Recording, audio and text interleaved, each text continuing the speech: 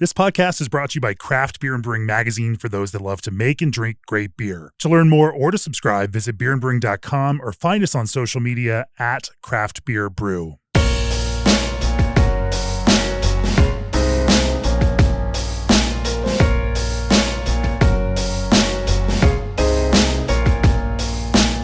This week's interview wasn't initially intended for the podcast and wasn't recorded that way, but the topics are salient. And after transcribing it and editing it down for the Q&A in our Brewing Industry Guide magazine, I figured you all might enjoy listening to it too. Lester Jones is the VP of Analytics and Chief Economist for the National Beer Wholesalers Association. And as such, he's got some pretty deep data-driven insights into what is reality and what is just vibes in today's world of beer sales. We hear a lot out there about Gen Z not drinking or hyperbolic claims about how craft beer is falling off the proverbial cliff because, let's face it, like extreme clickbait headlines, they do get people's attention, and subtle or nuanced arguments about probabilities or slow downward trends, like they just don't drive the same kind of momentum in our attention-starved 10-second vertical video culture. But the actual truth, that people are still drinking plenty, but just drinking a bit less, that Gen Z still enjoys alcohol, but just not to the same degree as previous generations, maybe, 10 or 15 or 20% less. All that deserves attention, and we should understand what it is so that we don't operate with these kinds of broad platitudes. In this conversation, Lester and I try to unpack what's actually going on, comparing anecdotal experience to real sales data. I think you're going to find him to be as entertaining as he is as intelligent, like a sort of James Carville of the beer world, full of no-nonsense arguments that may at times be uncomfortable to hear, but they do merit some reflection. We'll jump into the conversation after the break, but first, for years, G&D Chillers has chilled the beers you love, partnering with 3,000 plus breweries across the country. They're proud of the cool partnerships they've built, offering 24/7 service and support. They build with non-proprietary parts, expert craftsmanship, and constant innovation. Their in-house engineering crew has been piping breweries, wineries, and distilleries for more than 30 years. They offer free piping design and consultation with the sale of every chiller they build. Reach out for a quote today at gdchillers.com or call to discuss your next project. And brewers, what if your yeast could do more than just ferment? With Berkeley Yeast, it can. They bioengineer ordinary strains to make them extraordinary, enhancing the flavors you want and eliminating the ones you don't. Now, in addition to competitive pricing, they're offering free overnight shipping on 5+ barrel pitches. Try it out. If you don't love it, they'll happily refund you. So why settle for ordinary when you can brew with better yeast? Visit berkeleyyeast.com to learn more and start brewing with science on your side. Also, as breweries expand beyond beer into other segments like mocktails and CBD beverages, Old Orchard is here to help. They can formulate custom blends featuring specialty ingredients. Whether trending flavor additions or nostalgic favorites, the next best thing is around the corner at Old Orchard. More information and free samples are waiting at oldorchard.com/brewer. That's oldorchard.com/brewer. Now, my conversation with Lester Jones. Let's kick it off, from that 30,000 foot view. From your perspective as an economist, Lester, what's going on right now? And how do you describe the kind of current moment? Within beer in general and with the broader economy, there's a lot of vibes, and sometimes those vibes don't necessarily align with the data. Unpack some of that, from your view as an economist. What are we seeing in the broader economy, in that big picture? There's a big economy out there. We have trillions of dollars of economic activity. We have lots of things going on. And when you I look at the economy basically in terms of jobs, because jobs equals wages, wages equals income. And I have found over time that we spend about 1% of our consumer expenditures go towards alcohol, right? Now it could be beer, wine, spirits, kombuchas, meads, all those things, right? It's not just, one type of alcohol. It's a broad spectrum of alcohol. So, if you put some blinders on, you closed up your ears and you didn't look at anything, you looked at just the job market, April we added 177,000 jobs. March we added 228,000. Over the last 12 months, we've added 2 million jobs to the U.S. economy, right? And those jobs come with wages.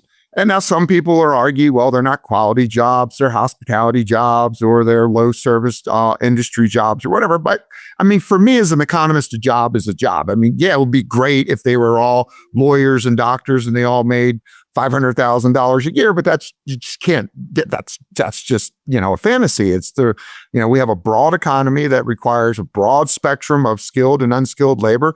And for the most part, over the last 12 months, we've been doing pretty good at adding jobs to the economy. Now, those jobs come with wages. And if you look at the wages and the growth in wages relative to inflation, we've seen a growth in real wages. And what that means is, from a real dollar standpoint, you have more real dollars in your pocket this year than you did last year. And that's a narrative that no one talks about, because everyone kept on just pushing on how bad the economy was and how negative things were. I kept on looking at employment growth, wage growth, personal income growth. And I'm like, no, there's more money. There's more absolute earning power today than there was yesterday. And that's a powerful story. You see that in things like food and beverages expenditures away from home. That's the money that people take and go out to drink, eat, party, and have a good sociable time out in the economy. In 2024, it was $1 trillion. I mean, $1 trillion. Think about that. That's more than the economy spends on national defense, right? That's chicken wings, French fries, burgers, beers, and drinks, for crying out loud. It's a big the overall economy is about 14, 15 trillion. And so that's a huge percentage of that, right? Well, it's more like 26 trillion. Oh, 26, okay. It's gained a lot. And at this point, the numbers become almost, kind of almost hard to imagine, right? Yeah, I mean, because it's so large. It's such a big economy. It's a diverse economy. But for the aggregate statistics, they kind of consistently to point towards, and now it is slowing. Don't get me wrong. I mean, things are slowing down, right?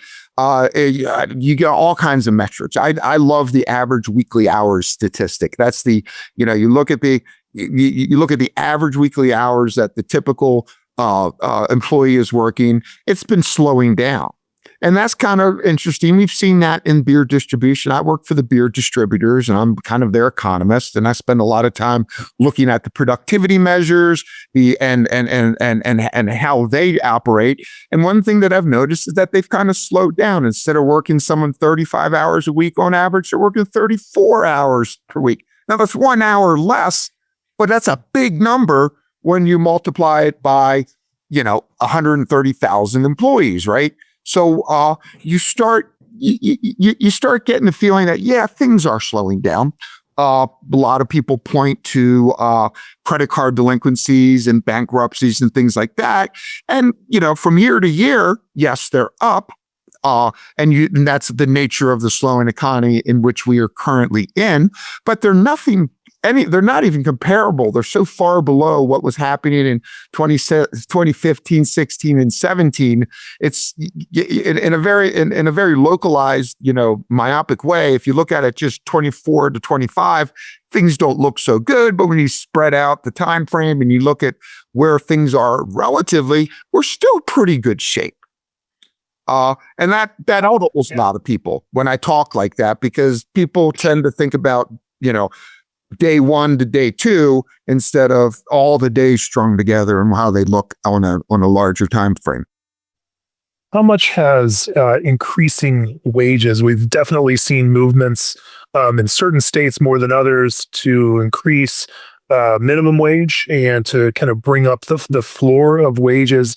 Has that impacted how you look at that money in people's pockets, and how does that translate into potentially consumers in this beer space? Well, so I don't know. I don't know of any firm that's paying minimum wage. If you look at current wages, they're well above minimum wage. So minimum wage is kind of a political point, a political hot topic that people throw out there. But for the most part, I mean, McDonald's, I don't think there's a McDonald's or a Burger King or a Wendy's in the country that's currently paying minimum wage. So, minimum wage is a political hot button that people like to throw around. But from a practical business viewpoint, it's I don't think anyone's really paying minimum wage in the economy right now. I don't think any of the listeners right now who are running tap rooms or breweries, even consider a minimum wage an issue for them. The fact that places like California, which have pushed minimum wages for way up into the $20, I think that's a big deal, right? Because that's forced them to reevaluate how you hire someone. Just remember, you hire somebody based on their ability to contribute to your company, right? So if I hire someone for $20, they better contribute $20 plus something every hour that they're working. Otherwise, I can't afford to keep them, right? So, we look at the marginal value of an employee in a very objective and mathematical way. I mean, you can't keep an employee on if they're not adding value at or above the wage that you're paying them. And, a lot of people pay benefits. So it's not just the $20 that you're paying, it's the $20 plus the Medicare tax, plus the state unemployment tax, plus the federal unemployment tax, plus all those other extra taxes that go on top of having someone. So when you look at hiring people, it becomes a marginal decision. How much am I paying them, and what am I getting out of them? And I think as we look at the labor market is slowing down. If you go back to 2023, we were adding, 300,000 people to the labor market. Now we're down maybe 100 to 200. So things are slowing down. So firms are thinking critically about the marginal value of each additional employee. So you're only going to add someone to your payrolls if they pay for themselves plus add to the value of the firm. That's just how labor markets work. Sure. And there's a point here with our level of general unemployment where adding at a high rate becomes pretty impossible. That, in the low fours, we're approaching generally full employment by most economic measures. And so further growth by nature has to slow at that point. Yeah. And we're not going to solve our labor market problems anytime in the short term. We have a shortage of skilled labor, and there's no doubt about it. That's a demographic function of 10,000 baby boomers basically reaching retirement age. I think it's like every day. I can't remember what the stat is, but it's a phenomenal amount of people actually reach retirement age. It's a huge demographic pool. And what's exiting the labor market is a very productive and very knowledgeable labor force, right? If you're 65, you've been working many, many years, you know a lot, you're very productive. And what's coming in, no offense to any young people out there, but you just don't have the experience and the ability to add to the value of the firm the same way a retiring 60, 65-year-old person does. I grant it, you're smart, you're educated, you're great, I love you guys. But it takes a lot to be a very productive, high-value employee. And that just comes with experience. So as we watch this exodus of people out of the labor market and this entrance of people into it, it's pretty balanced right now. So there is a shift in productivity, and firms are faced with losing one very skilled, knowledgeable employee to retirement and leaving the labor market, and then trying to figure out, well, what do I juggle in the sea of new people to bring them in and get them up so that they're actually producing at the same level. It's super fun. And we could talk all day about demographics, because those demographics not only impact your firm and how your firm is playing out, but also impacts the consumer side of the market, which we're going to talk about later.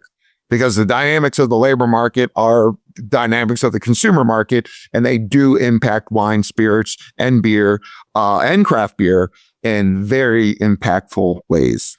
We'll be right back with more insight into the current craft beer market in just a minute. But first, both classic and contemporary indie hops Lorien was developed with crisp, low-gravity beer in mind.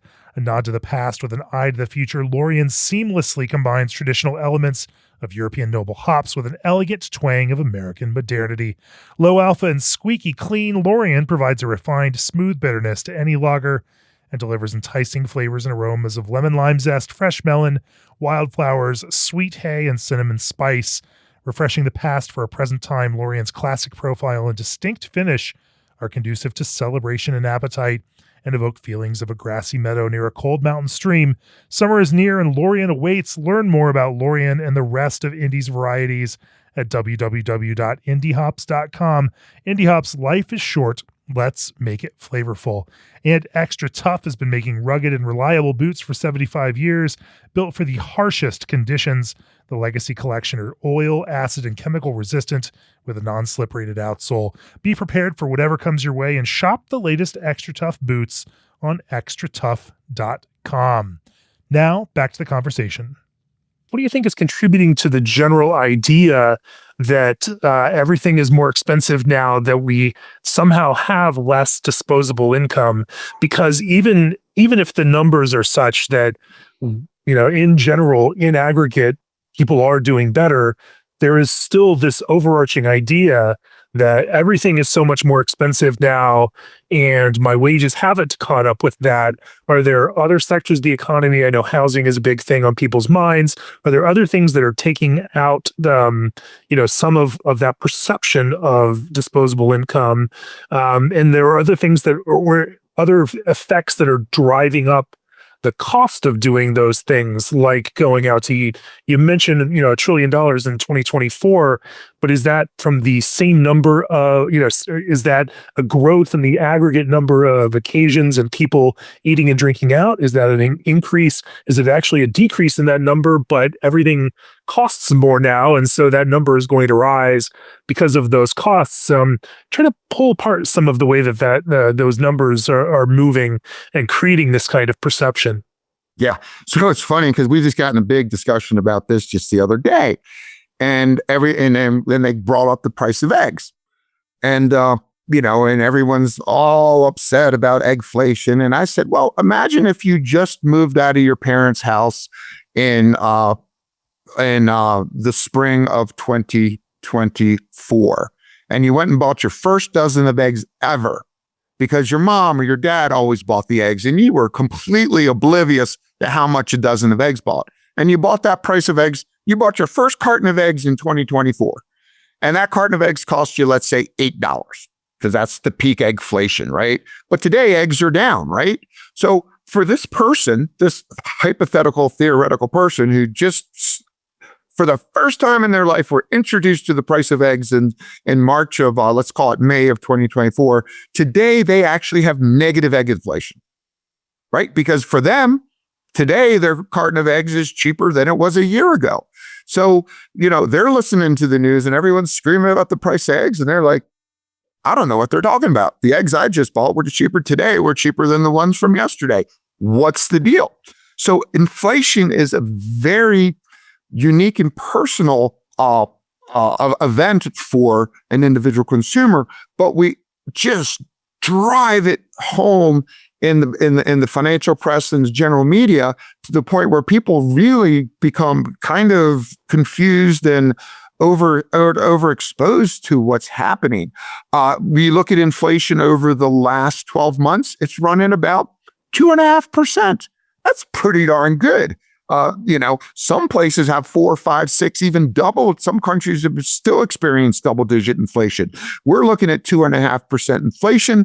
That it's been pretty consistent for. Let me see here. I mean, I got a chart right here. I mean, since it probably for the last, I don't know, 2 years, inflation has been running around 2.5% on average. The Federal Reserve's target is 2%, and that's what all the commotion is about. But for the most part, with a tight labor market, this problem of this demographic exodus of high-skilled employees and the hiring and bringing on of relatively low-skilled employees has created also a kind of a wage conundrum for employers as well. But inflation has been pretty much, it hasn't been great, but it hasn't been horrible. So yeah, it does confuse people and it does confound people. But I mean, if you look at inflation from a generational perspective, right? So I'm a Gen Xer, When I first started consuming products when I was 18, 19, kind of earning my own money and spending my own money, I had a very narrow basket of goods that I participated in, right? And when I look back on how things have changed for me personally, I'm consuming a big basket of goods now. So for young people, I understand, you may be overwhelmed by inflation, Wendy, it seems like, you're not never sure how to approach it. But once again, you're always going to be earning more money because you're always going to be getting smarter. You're always going to be getting more productive, and you're going to change jobs and you're going to grow. My expenditures relative to my income when I was 2021 is nothing like what my income and expenditures are as a 55-year-old. They're just two different things. But they do influence alcohol and alcohol consumption in a big way. And when I look at like alcohol, when I look at alcohol inflation over time, beer, for example, kind of keeps up with inflation because of the inherent nature of the product. We need a lot of things goes into making a beer, right? You need bottles, cans, hops. You need, a lot of capital equipment. It's very different than making wine and spirits in a sense. And luckily for beer, it kind of keeps up with inflation. So if I bought $100 worth of beer in, let's say, 2008, I'm going to need $150 to buy the same amount of beer in 2025. That's a 50% increase in prices. But one thing I know is I'm making a lot more money and I'm well above that change in my income. So for me personally, beer seems relatively fairly priced relative to where I am in my own time. Does that make sense to you? It does make sense. I think, and I love that you're bringing it back to beer. I think we all have a psychological bias towards benchmarking to specific times in our lives. And when you mention that person moving out of there and buying eggs for the first time in their early 20s, that is exactly, we've seen the data. Washington Post had a great study on it where they're like, what was the best time in history, for a number of things from culture to politics and whatnot. And they surveyed, 70-year age range of people and found that, the answers were consistent.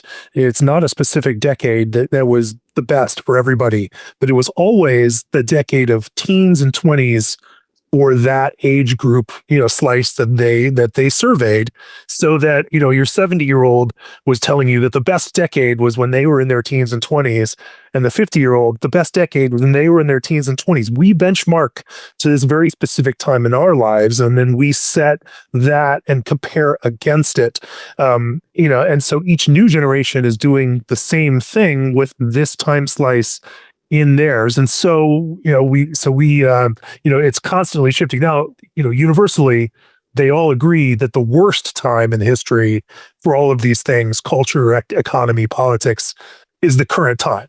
And so we always, I think as humans, have this built-in idea that now is always the worst time. And obviously with the benefit of history, we know that that's not true, that, the time does continue. And, there is a current generation that is benchmarking the best ever time right now. Yeah. And we would be remiss to not understand that and also be operating in a way that can look forward from that. Having said that, let's look at it in terms of that benchmarking. This last 15 years of craft beer, or 13 years from say 2012, maybe even 2010 to 2025 that we're in, saw a couple of remarkable things that shifted all of those baselines, right? Mm-hmm. We saw, craft beer come in and create a different value proposition, potentially within this brewing world. Obviously, craft beer is much older than that, but it went from a couple of percent of the market to a much larger percent of the dollar market of beer as a whole, and percentage market share, all of these things. We saw unprecedented increase in baseline pricing, especially in certain craft beer categories, not because of inflation, but because brewers could make an argument for quality and improvement. in the same way that we now pay a lot more for cars, even adjusted, than we might have 20 or 30 years ago. My first car was a front wheel drive that barely had air conditioning, that had no digital interface of any kind. Was a far worse product than even your entry level today. Yeah. The first computer I bought, or my parents bought, was a $5,000 IBM PC Junior that I had to write basic code on in order to make it do anything. Like when we look at the supercomputers in our car, or what would then be supercomputers now sitting in our pockets and in our cars and every other place, like you can make an argument that things like the quality and what we now have has driven and justified, price increases. In that sense, technology has brought those prices down. Beer saw quality, make a good argument for price increases. From your perspective, looking at beer as an entire category, how has that changed over the last 15 years, potentially reset some of the baselines that we operate from? Okay. My story is when I was in grad school at the University of Delaware, we used to go to Friday happy hours and we would have dollar bucket beers. And they would put big buckets out, and all you had to do is there's a tub there and you put $1 in it, you could take anything you want. So for me, a buck of beer is my happy place. So, and I was, if I go buck of beer on premise, is not a hospitality environment. Yeah. Exactly. So, but that carries with me even today. So if I'm shopping for beer at Costco or at wherever, and I see a 24 pack for $24.99 or $24.99, my endorphins start going, right? I'm like, oh, this is great. I'm back in college. I can grab a beer for $1. So that's kind of my happy period. And the reality is 30 years later, I can still find a beer for $1, which, in the realm of inflation, I'm like, shit, that's pretty good. And even when I'm at a bar at a restaurant and there's a happy hour and they're doing something for $2 or $3 specials or a pitcher or whatever, and I start doing the math and I get towards that happy price, I'm pretty good. So yeah, you're exactly right. We all benchmark our things differently, but I was just at a store the other day and I saw 24 packs on sale for $24.99, and happiness explodes in my head because it's $1 of beer. So for craft is interesting because you're right.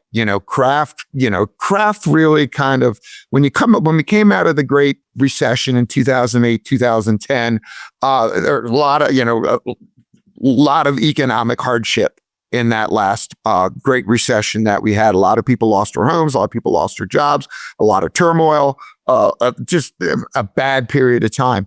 And the interesting thing about kind of that 2008, 2010 is there was a huge trading up, because that was a lot happened during then. Anheuser-Busch and InBev, Molson Coors and Tap, they all kind of became, they fundamentally changed in structure of the beer industry during the Great Recession. Not only do we have a big recession, but we had the beer companies, the major beer companies also change their strategy, which was trading up. Let's get rid of the below premiums, let's get rid of sub premiums, and let's start pushing people up and higher. And craft was right there.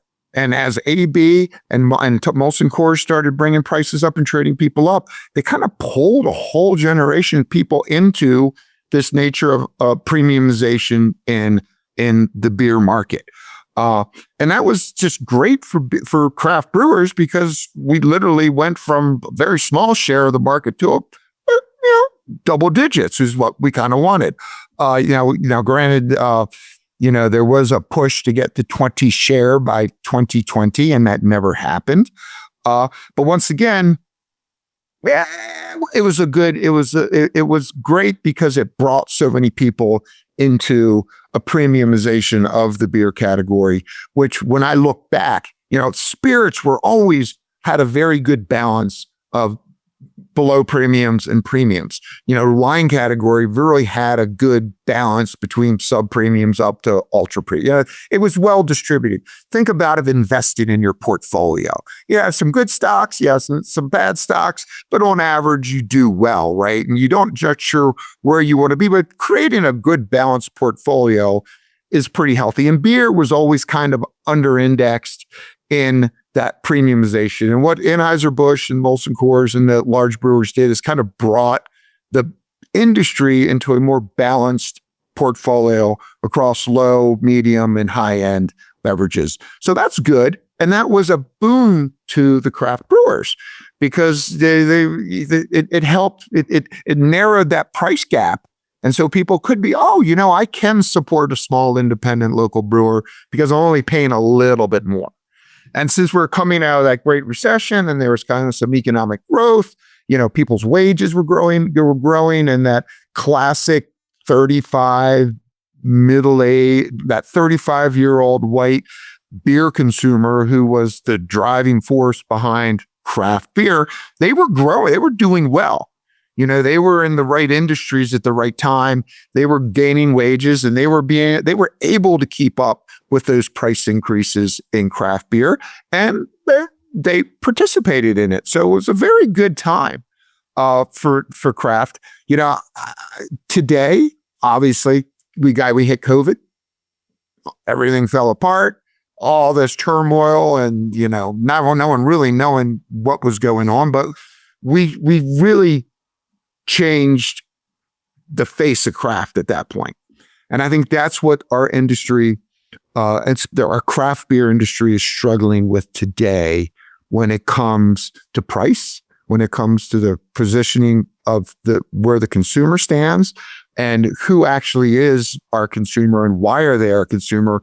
It's all turned on its head. And that's what 2024 and I think even 2025 is going to be, is like, what are you really positioning? Because small independent craft brewer ownership, which was so important following the AB InBev mergers and kind of coming out of the Great Recession, not very much a talking point today. We'll be back with more in a sec, but first, the 8th annual Veterans Blend from Yakima Chief Hops is available through pre-order. $1 from every pound sold of Veterans Blend will be donated to this year's nonprofit Soldiers Angels. This special blend of hops is selected by veterans within the brewing community and dedicated to providing financial support to nonprofits who provide assistance to our military veterans. Plan ahead for your 2025 and 2026 Veterans Day, Memorial Day, and Independence Day beer releases, and place your Veterans Blend pre-order with Yakima Chief Hops at yakimachief.com. Also, if you're launching a brewery or acquiring an existing one, consider our brewery workshop and new brewery accelerator, September 14th through 17th in Fort Collins, Colorado. That is only a couple weeks away, and there are still a couple of spots left. Over 4 days, we engage in panel discussions, technical brewery tours, networking, and small working group sessions that help you better understand and prepare for the challenges of brewery operation. Tickets are on sale now. Visit breweryworkshop.com for more information and to secure your spot. Once more, Lester Jones. Now, when we look at craft breweries, we see a very mixed story. We see some serious challenges, especially in that hospitality side. We see occasions, people having, businesses having trouble finding more occasions for people. I think that while those same craft beer consumers were excited when they were 35, now that they're 45 or 50, I'm 51.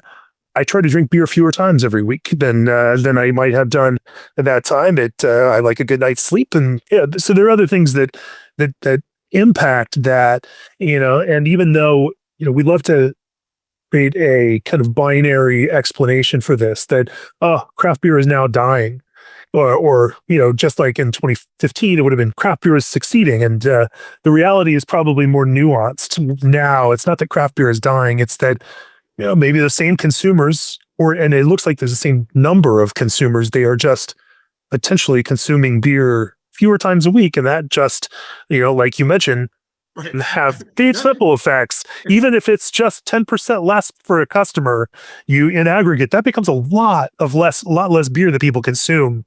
When the numbers.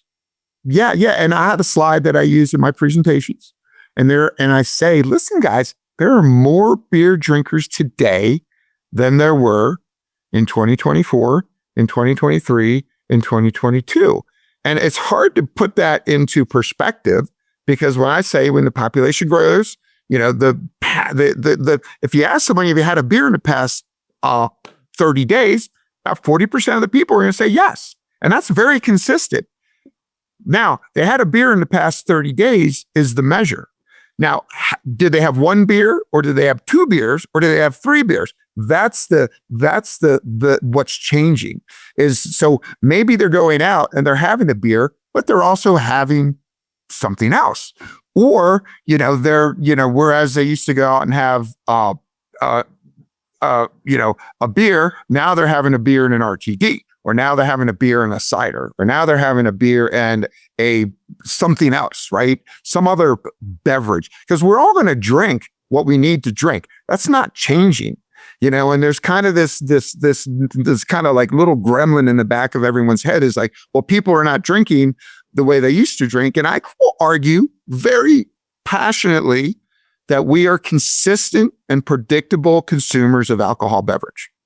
And I believe that as a group, as an aggregate blob of humanity in this country, we are going to continue to consume in a very predictable and a very consistent way. Now, how we do it, where we do it, with whom we do it, what we do it, is it older people drinking less and younger people drinking more? Is it the middle group of consumers that are, switching out of one alcohol beverage into another? That's all happening. And if you approach this market as it's a declining market, and not recognizing that it's a dynamic market full of entries and exits and changing incomes, which is what it is, you're going to miss opportunity.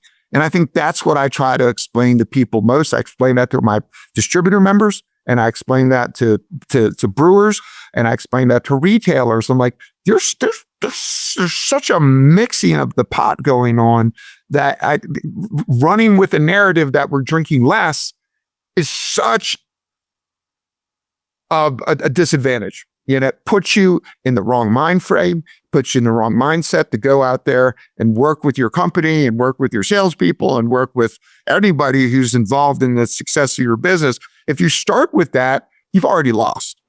I'm sorry. And it's just not true. We're going to drink a consistent and reliable amount of alcohol month over month is what I find. People don't like that. I show them data and they don't believe me, but the data are the data, and it shows that pretty consistently. So does beer in this current context over the last 12 months, index against, say, other alcoholic beverage categories like wine and spirits? Are we performing in a similar way? Are we performing in a better way? Are we performing in a worse way? If we look at the kind of aggregate category, for all of this. Well, and then in that sense, we'd probably still be looking for the best data at just large retail, which also may not, explain it, within this kind of, craft sector, because that data, we have a very hard time finding enough good data in aggregate around smaller craft breweries, since most of that data is captured at a larger retail scale. But, in this broader sense, how does beer compare these days? Well, beer had a very bad first quarter. I mean, I've been doing this for 20 plus years. I haven't seen a first quarter that bad since, ever, really. I mean, it's down probably year to date through that first quarter, probably down 7%, right? In volume. I mean, that's a huge drop off. Now there's a lot of turmoil in the first quarter. When I just did a post, on LinkedIn, and, international travel in the United States in the first quarter was down 10%. Well, 70 million people visit this year. That's a lot of occasions we lost in the first quarter of this year because of our economic trade policies that the new administration unleashed on us. They scared people away, hands down. I look at Florida sales, they're down some of the worst. Well, Canadians used to go to Florida, but they're boycotting us right now. So, you need to figure out very quickly what market you're in and who are you servicing, and understand why the market is down so much. Because I know for Florida, they looked at a decrease in tourism. Now, luckily, the dollar started to devalue. And in that devaluation of the US dollar, there's a lot of foreigners out there that said, shit, America's on sale. And despite the politics and what's going on, they're still going to capitalize on the decline in the US dollar. And that's when we saw April arrivals, bump up. I think certainly everyone around in the world is always going to be incentivized by a cheap dollar or an expensive dollar. And so I think it's on sale. So what happened in the first quarter is that, we saw a big contraction. A lot of it was outside of what the big brewers all said was a macroeconomic event. It was a macroeconomic event, but it was, it was unexpected. But at the same time, we do see RT groups self-inflicted. Yeah, self-inflicted. We do see, the RTD, the canned cocktail category exploding. It's still growing. But, at the same time, you have kind of the spirits guys saying, hey, our volumes are down, right? But no one is asking a fundamental question, which is, if I used to sell a 750 milliliter bottle of gin or vodka or bourbon, and now I'm selling a 12-ounce can, by definition, if we are consistent and predictable consumers of alcohol, you're taking this bottle that people used to use to make a mixed drink and then shove it under their cabinet. And now you're giving them the option to really buy exactly what they need. So when I look at alcohol beverages, at least following the introduction of canned cocktails and the narrative that volumes are down, I have to ask the question is if the spirits industry shot themselves in the foot, because they took a large bulk package that shifted tons of waste and spillage into the consumer's pocket, and they assumed that risks themselves by giving them exactly what they need. This is what the craft beer industry did. I ranted and raved about this pre-COVID when I saw all the craft brewers try to go into canning. And I'm like, you guys are idiots. Well, everyone wants cans. No, when you fill a keg with 15 gallons of liquid, you do it very efficiently and there's no spillage. When you give it to a retailer, they spill it all over the goddamn floor. And so the spillage becomes the responsibility of the person that bought it.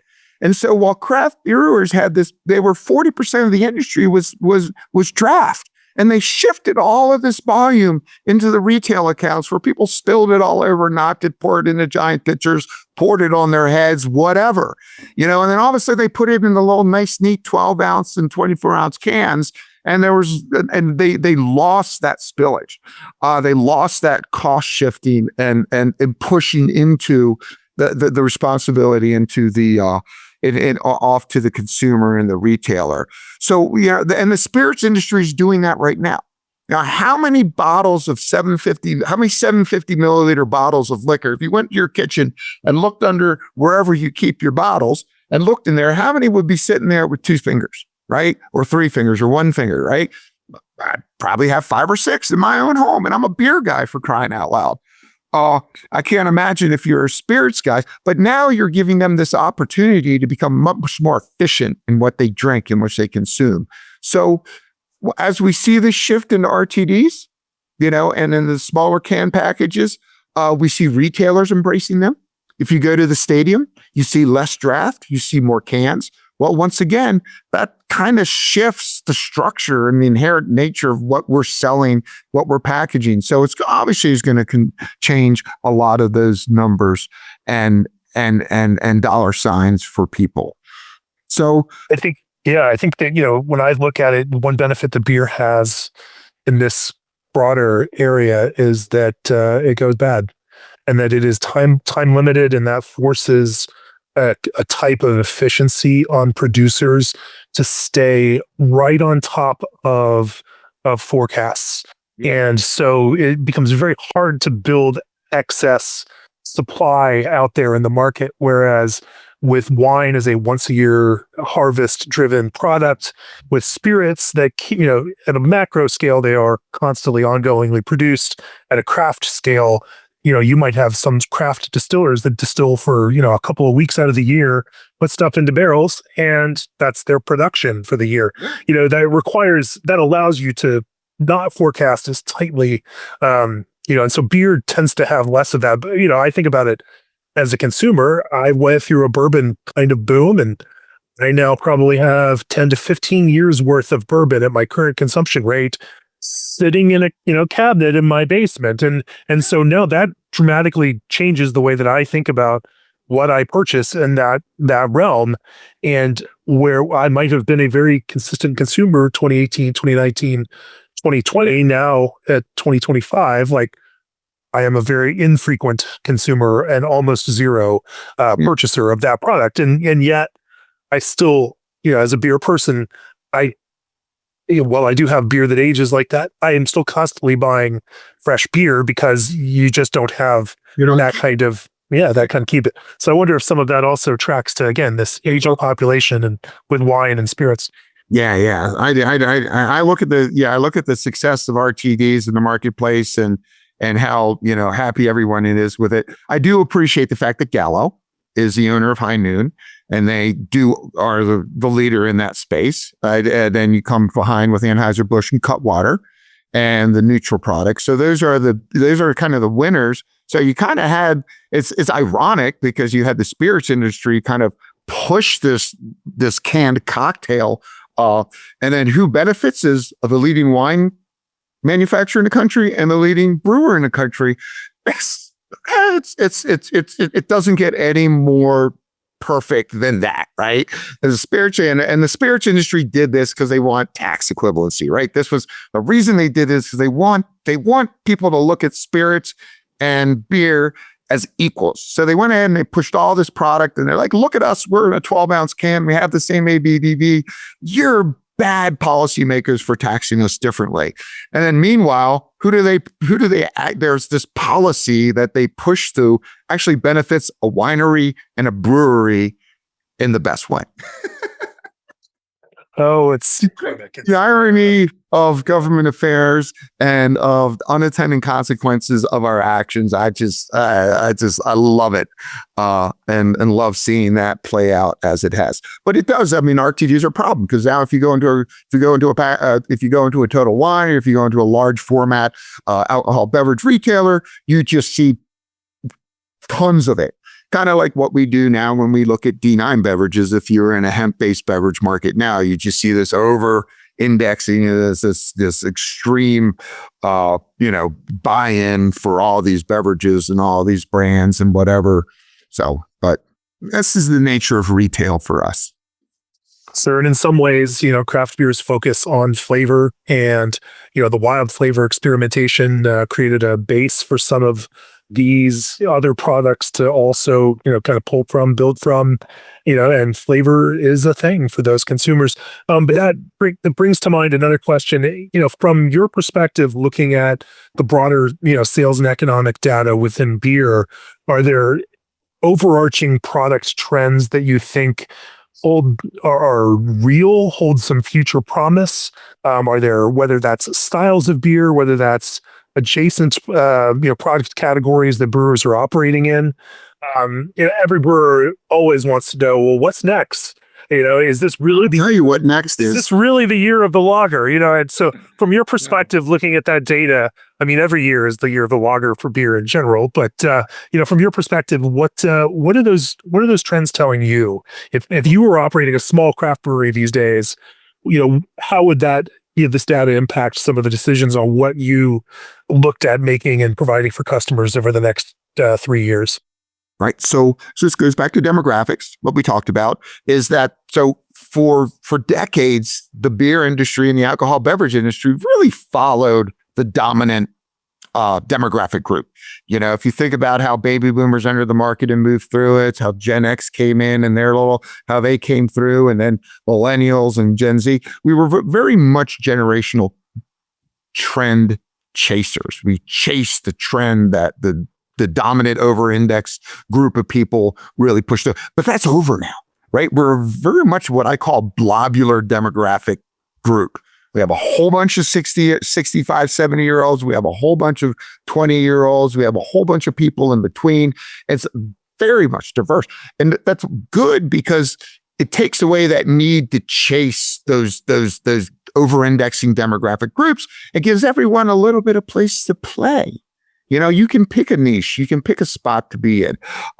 I personally, I live in Austin, Texas. I drink a lot of beer out of Live Oak Brewing Company. They're actually a low ABV, low ABV, light, refreshing, sessionable beers.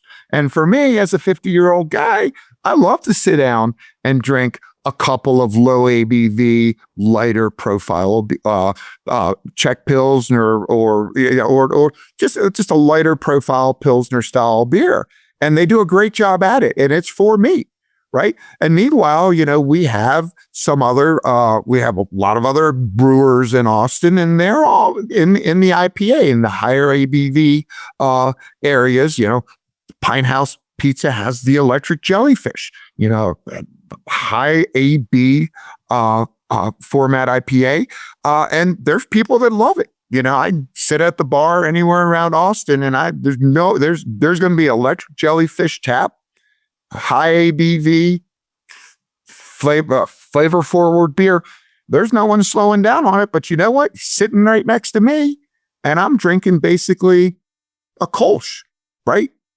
A light beer, a light Pilsner, a light little St. Elmo's Carl, and we're side by side, guys. We're side by side. There's a young guy drinking a high ABV, flavor forward IPA, and there's me, old grumpy man, drinking a Kolsch. So embrace this period of time, guys. I love the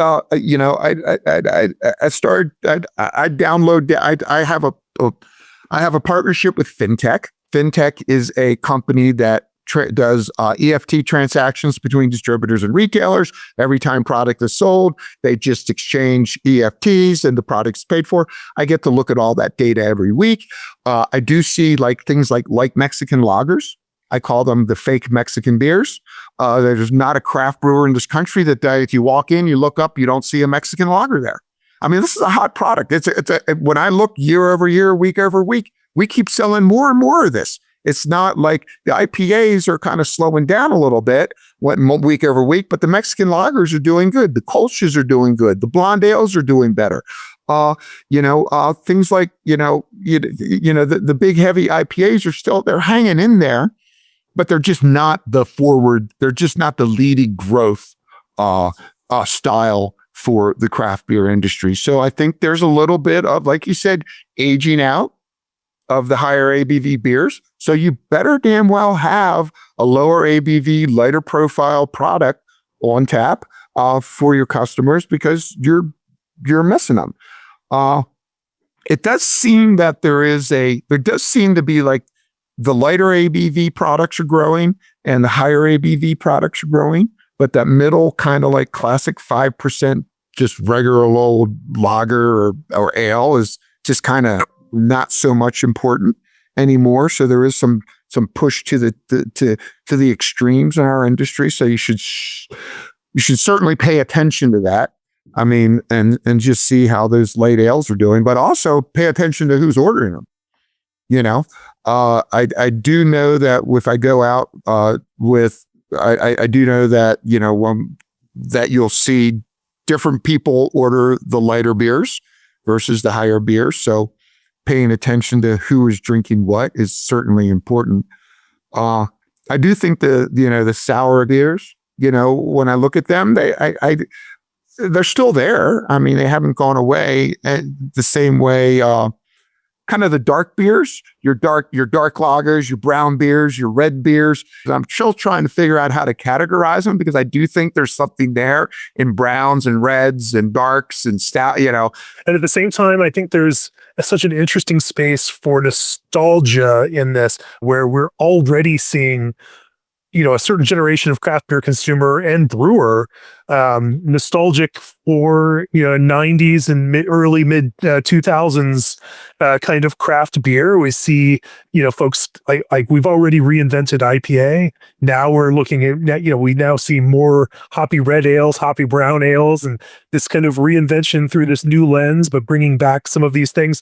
And so I think what you're saying is true. It's not that there's not necessarily one predominant trend in the future, just as in the same way, if you look at music today and you're in Austin, a big music city, there is everything from, country and Western and Americana to EDM and all of these things. It's not one dominant trend in the way that it was, grunge in the 90s and, the rebirth of punk in the 90s. Now everything exists simultaneously, from indie rock and singer-songwriter to big music festivals with DJs and, like everything coexists. But that suggests, yeah. That's the beauty of I call it the population blob, for lack of a better word. That's the beauty of baby boomers being as economically as powerful as Gen Zs who are just now entering the labor force. I mean, these are big demographic groups with big dollars at their disposal. And let's not even talk about the transfer of wealth from from the parents of Gen Z back to millennials and Gen Z. I mean, that's an astounding economic event that's going to have profound effects on alcohol beverage in our industry alone.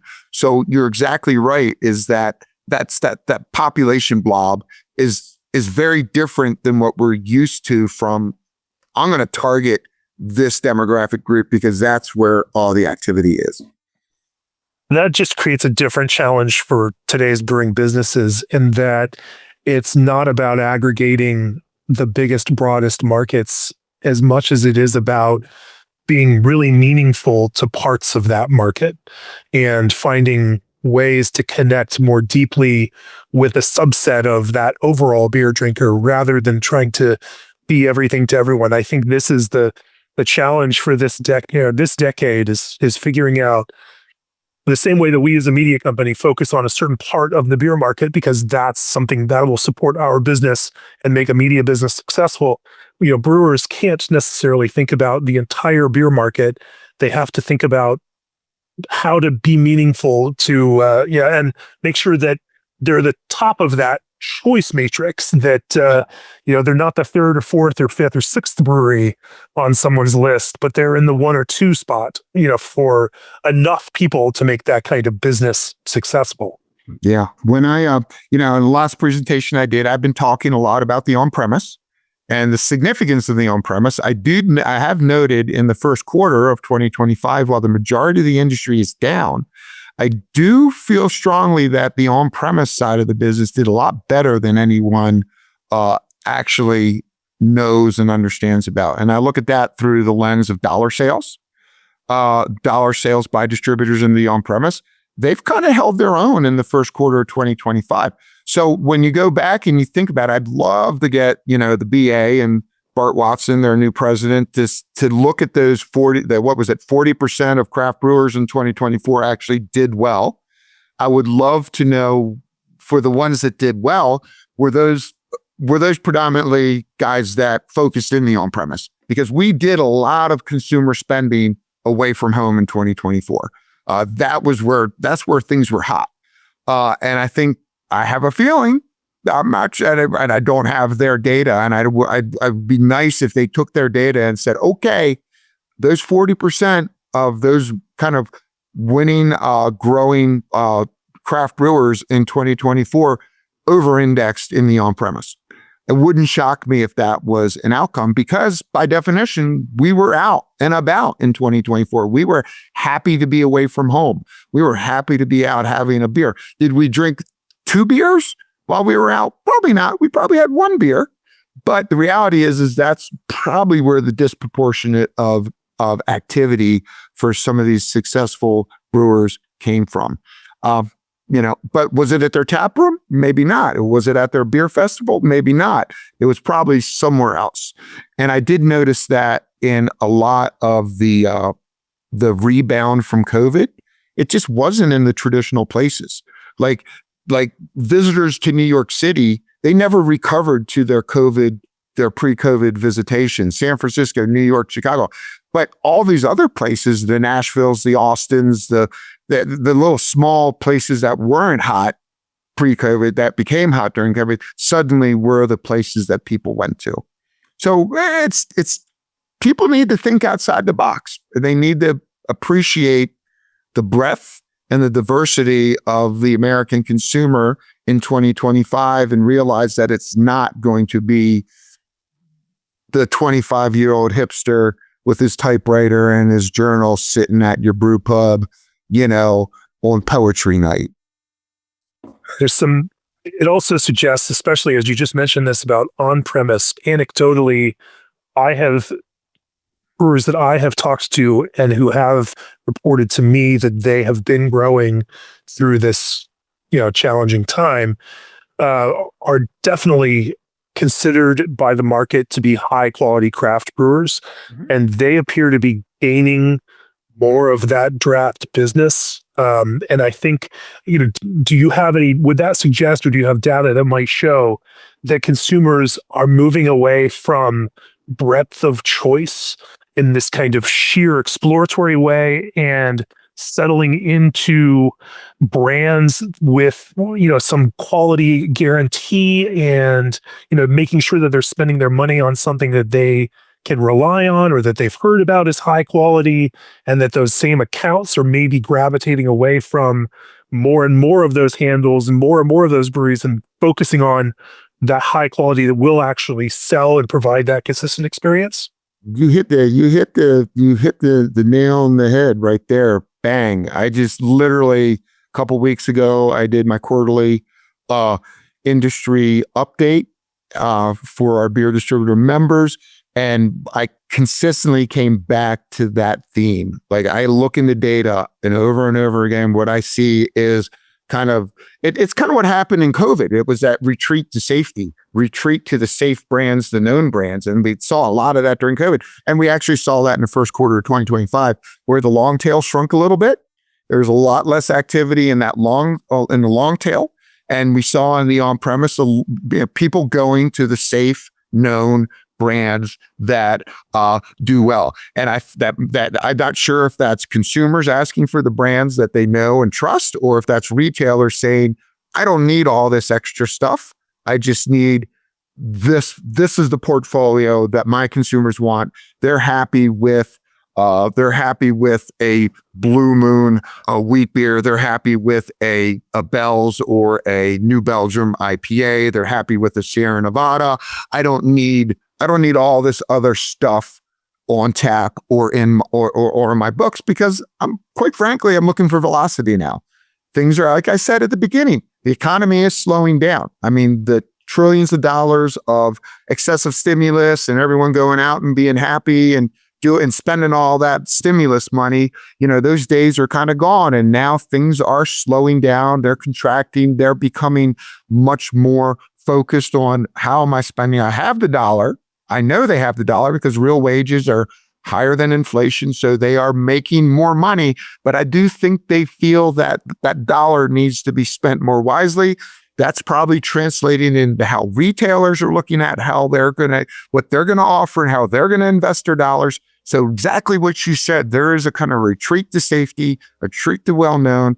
The guys that have well-respected quality brands, they're taking care of their products in the market.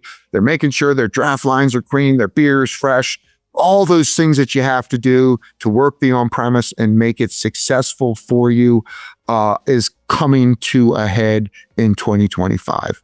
I'm glad that some of that anecdotal experience matches up to some of the data around that. And I think that we hadn't talked. Hey guys, we hadn't talked before things that. So that was a spontaneous meeting of two independent data sources coming together for, collaborating a story that's happening in the marketplace. I think the coolest part of that is that it is the best craft-oriented story we could have, that the idea of quality and of respect in a market for brewers, the quality of the beer that they make, is actually pretty solid selling point in this, especially in this on-premise, but also, in that kind of off-premise as well. And so if you're going to take a bright side away from that, it's not just about consumers drinking, the widest range and craziest things. This retreat to quality is actually beautiful for craft beer as a thing, and that it is going to, in the long term, favor those same brewers that have focused on improving, the quality of what they make, the authenticity of what they make, and connecting with consumers in a real kind of way. So, Lester, thanks so much. I think that's a great place to bring this, to wrap this up. Yeah, great. That was a good chunk of time. Yeah. But we need to do this again because there is a lot more to talk here. I mean, we didn't even talk about the whole kind of operational side of this industry and what's going to be turning and what's going to be changing for these folks as well. So there's a whole micro economic component of things that need to be covered yet. Well, I guess we'll just have to do it again, Lester. Yeah, let's do it again. G&D Chillers offer free piping design and consultation with the sale of every chiller they build. Berkeley Yeast bioengineers ordinary strains to make them extraordinary. Old Orchard's flavored craft juice concentrate blends now include fruit punch, guava, kiwi, and pomegranate. Indie Hops Lorien combines traditional elements of noble hops with an elegant twang of modernity. Extra Tough has been making rugged and reliable boots for 75 years. Plan ahead and place your Veterans Blend pre-order with Yakima Chief hops now, and the Brewery Workshop will help prepare you for the challenges of brewery operation. If you've enjoyed this episode, go to beerandbrewing.com, click on that subscribe button, and if you are out there in the brewing industry, get that industry all-access subscription, or at least the Brewing Industry Guide subscription, and enjoy more great conversations like this one I had with Lester in the print pages of our magazine, also available through digital PDF and every other app and all the other ways that you can read that same content. If you want to learn more about Lester, LinkedIn is probably the best place to do it. You can find out more about the National Beer Wholesalers Association at nbwa.org. I'll be back next week with a great conversation with Whitney Burnside of Portland, Oregon's Grand Fir. And until then, cheers.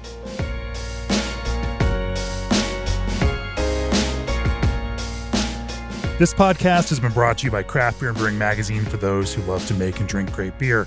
To learn more or to subscribe, visit beerandbrewing.com or find us on social media at Craft Beer Brew.